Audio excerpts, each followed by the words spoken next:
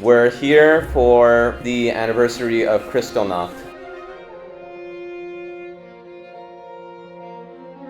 Nazis in Germany torched synagogues, vandalized Jewish homes, schools, businesses, and killed close to 100 people.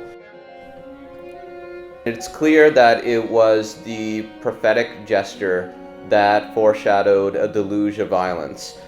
Tonight is very much about the head and understanding the parallels of injustice from 70 years ago, just over 70 years ago, to what's going on now. What is happening is that the government, aided and abetted by much of the media and too often by the BBC, is using a language of difference, of othering, of dehumanization. In the 1930s, the people who organized to get refugees were not the government. By the way, they were also not the Jewish Council. They were the Quakers, the trade unionists, the socialists. And today, we also must organise. Now, I hope some of you, as you came in tonight, were really offended by being challenged to go through a processing procedure.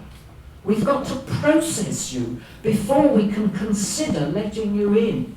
Today, asylum seekers are being re-traumatized. Instead of a welcome, they are meeting hostility. They're being locked up in detention centres, herded into temporary camps.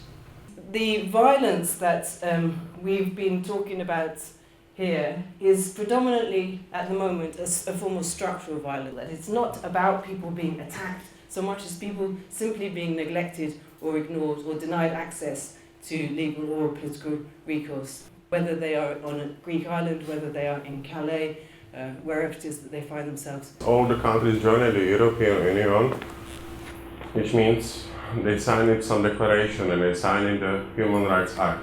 But we see, and you can read in the papers, that actually in Czechoslovakia there are segregated special schools for Roma children, that actually the housing situation for Roma people is very poor, they don't have the equal rights for the accommodation, and also the open discrimination and hate speech towards the Roma people, it is not really nice. I think it is lack of thinking, indifference, apathy, that is allowing the structure of the Holocaust to still exist.